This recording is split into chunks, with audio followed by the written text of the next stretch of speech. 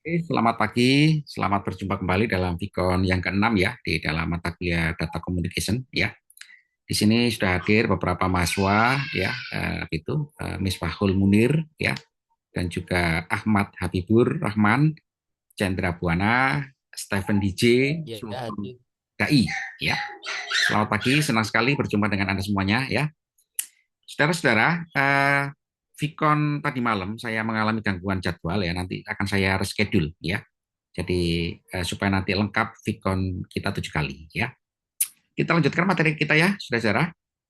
Nah, di dalam kelanjutan daripada chapter yang kita bahas ini adalah mengenai konsep spread spectrum ya. Spread spectrum atau sebaran sebaran data di dalam spektrum ya, frekuensi pembawa atau gelombang elektromagnetik. Seperti kita ketahui saudara-saudara, gelombang elektromagnetik yang kita gunakan sebagai frekuensi karier untuk pembawa sinyal ya, di mana sinyal ini adalah merupakan representasi data, itu terbatas ya.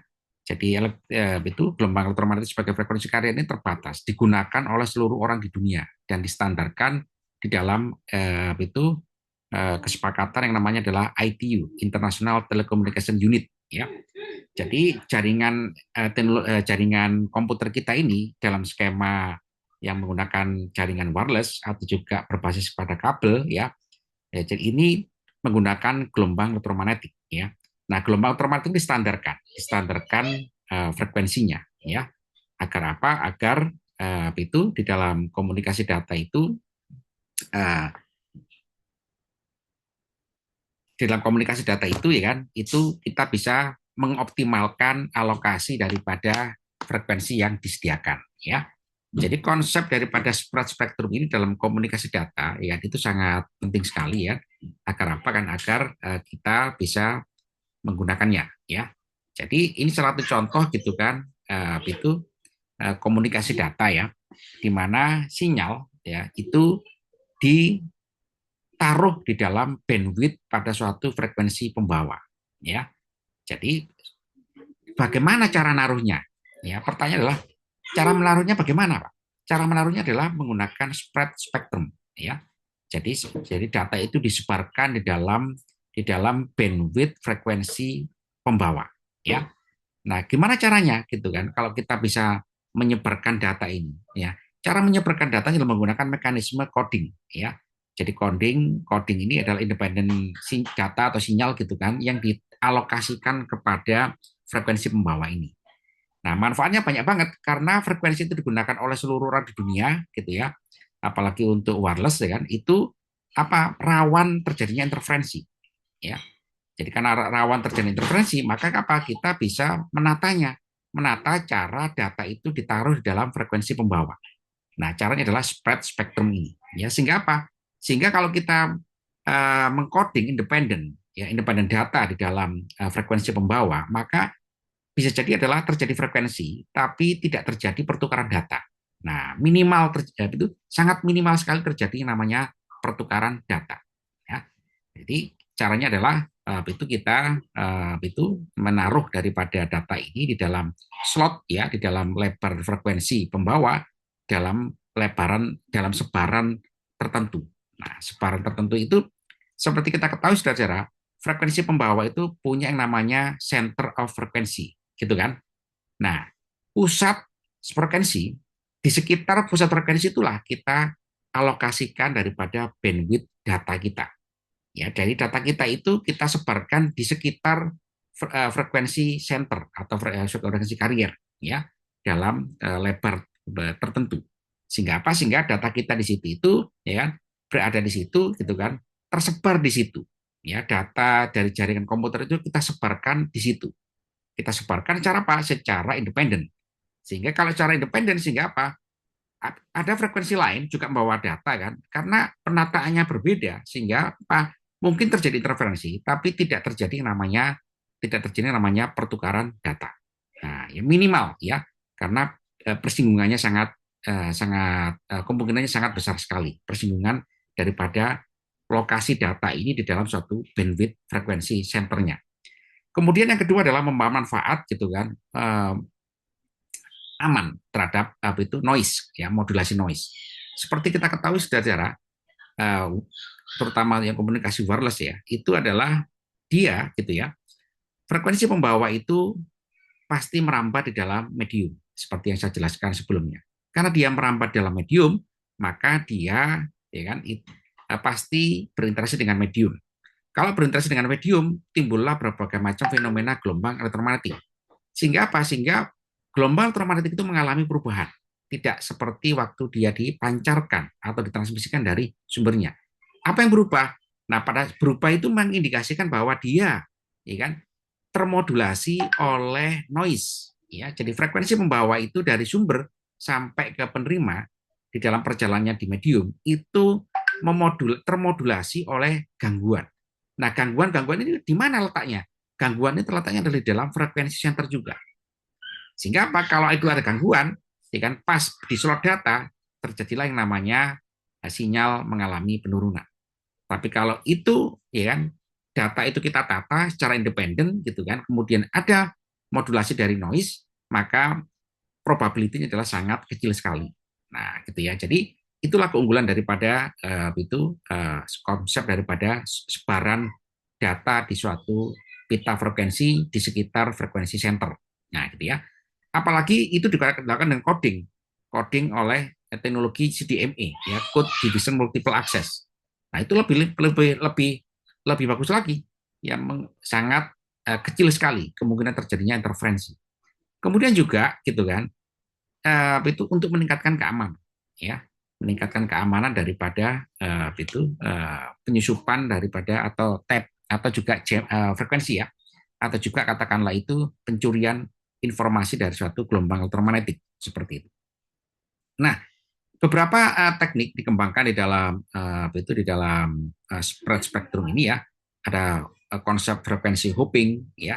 Frekuensi hopping ini gitu kan, ya, data itu ditata di dalam suatu slot pita frekuensi gitu kan. Itu secara random ya.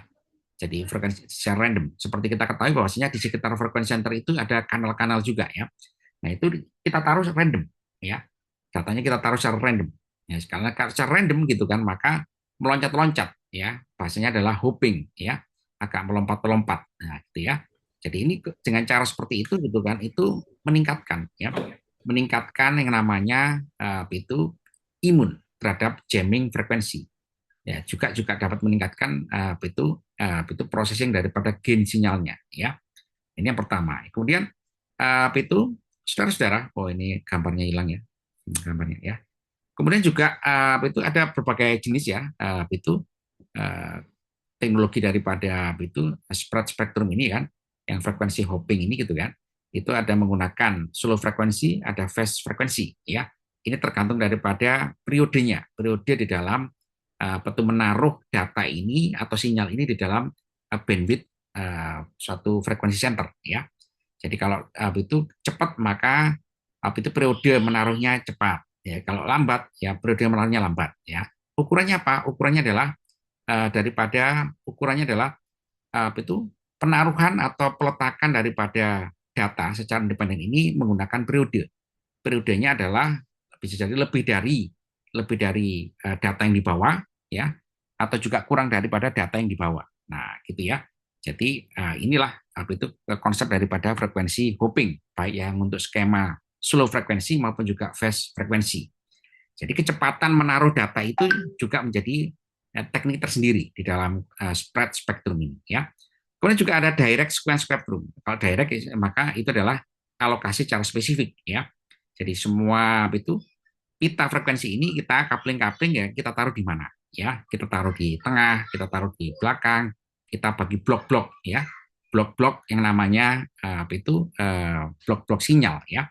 Blok-blok sinyal ini kita bagi-bagi, kita coupling kemudian ditaruh secara langsung ya.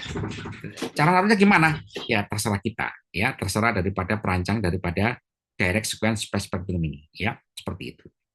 Nah, kedua teknologi ini juga digunakan, saudara ya, masing-masing memiliki keunggulan dan kelebihan gitu kan, karena itu memang tujuannya adalah performansi daripada itu data atau sinyal ya kan di dalam perjalanannya dari sumber ke penerima, ya.